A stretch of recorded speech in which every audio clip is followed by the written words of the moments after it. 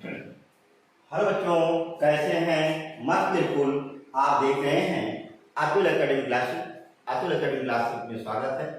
आपको सॉल्यूशन के बारे में पिछले वीडियो में बताया गया था। आज उसी के बारे में आपको जैसे हेनरी का नियम बताया गया था, राउल्स का नियम बताया गया था। आज उसी संबंध में आपको राउल्स की नियम की सीमाएं बताया जाएगा। ठीक है, राउल्स की नियम की सीमाएं क्या हैं, इसके बारे में थोड़ा सा ध्यान देंगे। नंबर 1 क्या होता है, राउल्स की नियम की सीमाएं क्या है? ये आदर्श विलयन पे क्या होता है, लागू होता है। विलय के कणों का या विलायक के कणों का संगुणन और वियोजन विलयन में नहीं होना चाहिए। ताप को स्थिर रहना चाहिए।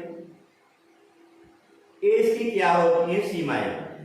एक वर्ड बोला मैंने, आदर्श विलयन। क्या बोला मैं? आदर्श विलयन।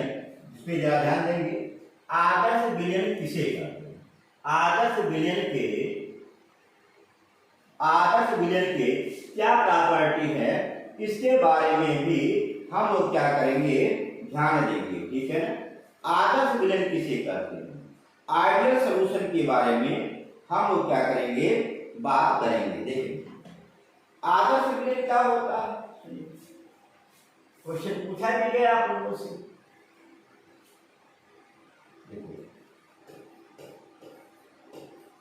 आदर्श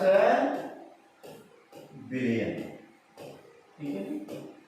पहला चीज होता है, आदर्श विलयन वे विलयन होते हैं जो राउल्स के नियम का क्या करते हैं, पालन करते हैं। ध्यान देना, आदर्श विलयन नंबर 1 क्या है, आदर्श विलयन वे विलयन होते हैं, आदर्श विलयन वे विलयन होते हैं,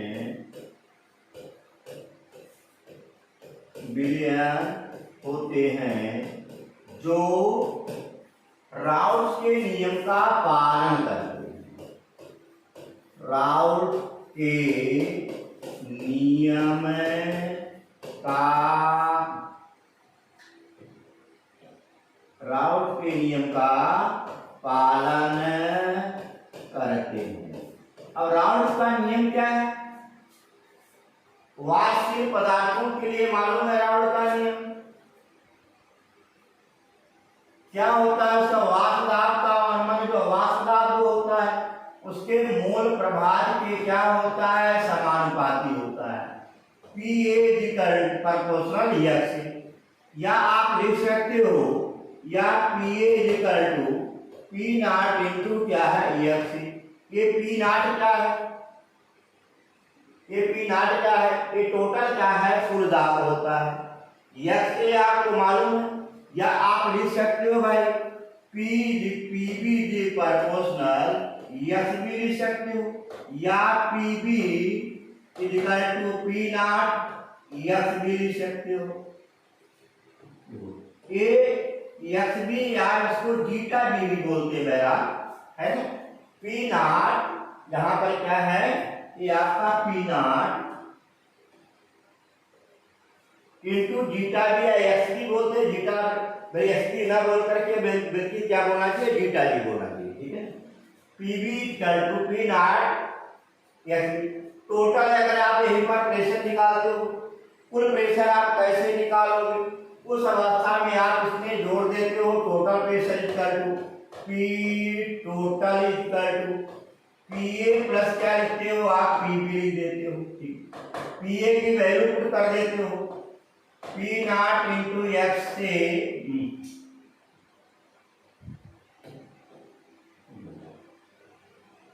P not into zeta A plus क्या लिखोगे, P नॉट इंटू क्या लिखोगे आप यहां पर,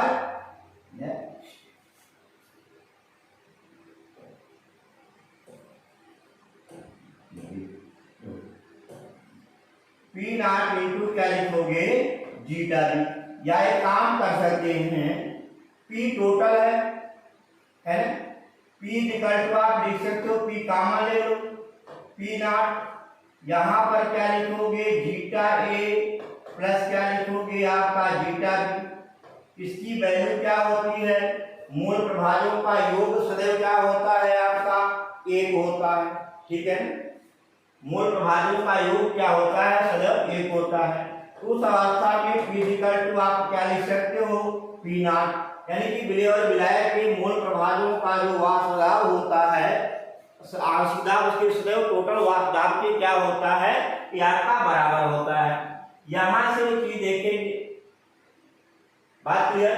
ऐसे भी आप क्या कर सकते हो, यही से आपका राउल्ट का नियम यही है, या आपका राउल्ट का नियम दूसरा आपको बताया गया था, P naught minus P S equal by P naught equal to क्या होता है, विलेय का मोल प्रभाव n upon small n plus क्या है, कैपिटल एन। वाष्प दाब का अपेक्षित वर्णन विलेय के मोल प्रभाव के बराबर होता है, यही राउल्ट का नियम होता है।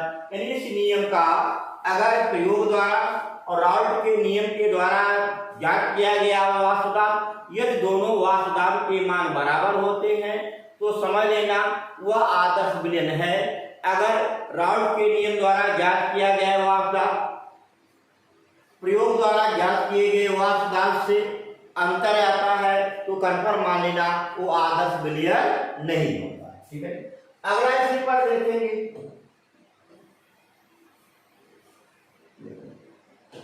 अगला इसी पर देखें, दूसरा क्या है, आदर्श विलयन के लिए राउल्ट नियम जो होता है, हाँ राउल्ट नियम की क्या है आदर्श विलयन में, इसमें क्या है, विलेय का विलायक के कणों का संगुणन या वियोजन नहीं होना चाहिए, और डेल्टा वी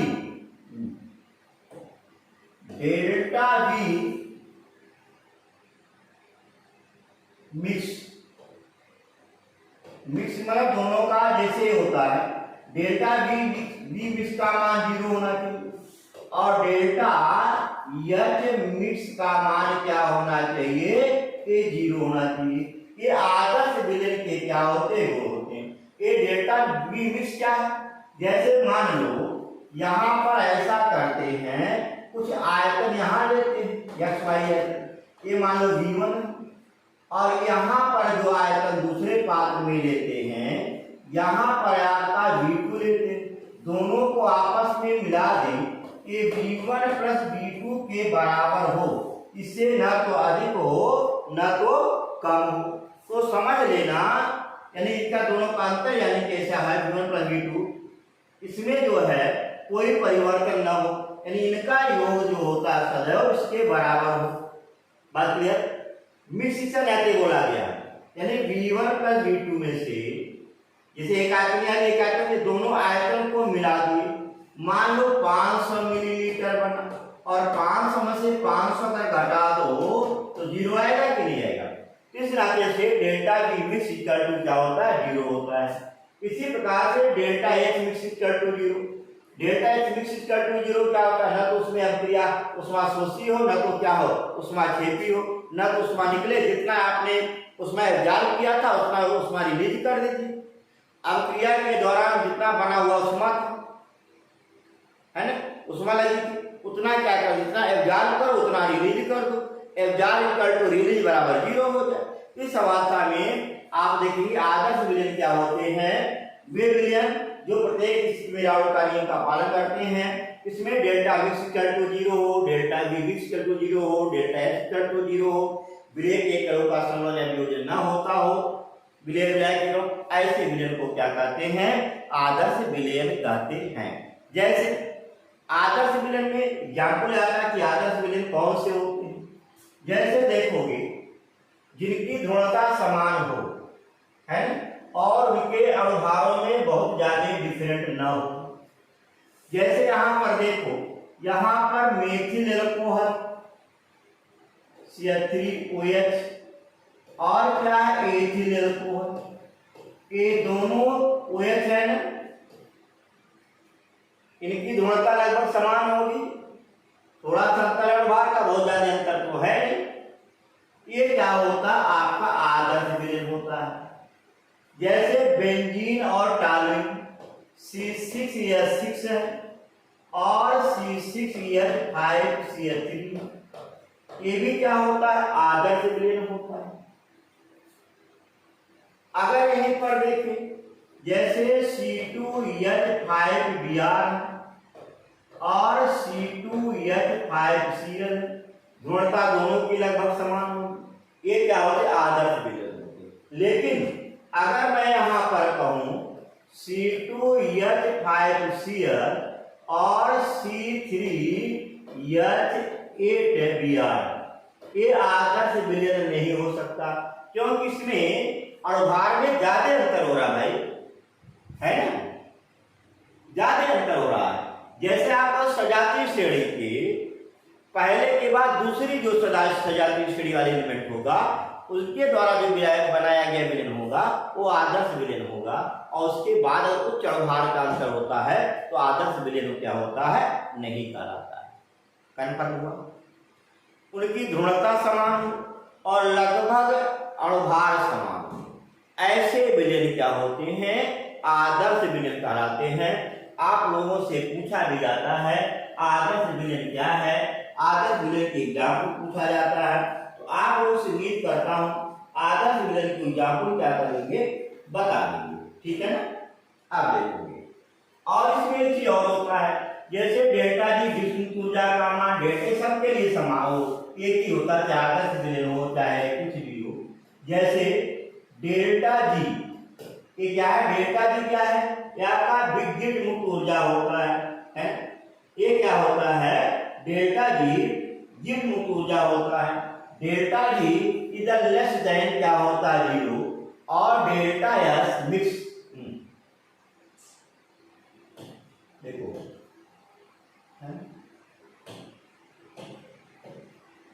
और डेल्टा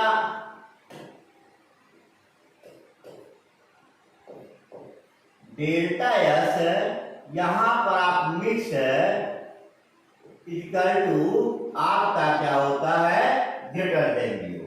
बात क्लियर? डेल्टा जी मिक्स क्या होता है, लेस देन 0। डेल्टा जी क्या होता है, ये सबके लिए लागू होता है, चाहे आदर्श विलयन हो अनादर्श विलयन हो, एक ही दिमाग में रखिएगा। डेल्टा जी विद्युत ऊर्जा का मान क्या होता है, 0 से लेस देन 0, 0 से क्या होना चाहिए, कम होना चाहिए, और डेल्टा एस यानी कि एंट्रॉपी जो होता है ये 0 से क्या होना चाहिए, अधिक होनी चाहिए। ये हमेशा याद रखिएगा। तो अगर आपसे क्वेश्चन दिया जाता है आदर्श विलयन किसे कहते हैं, तो आदर्श विलयन के बारे में बता। कंफर्म हुआ, क्लियर हुआ?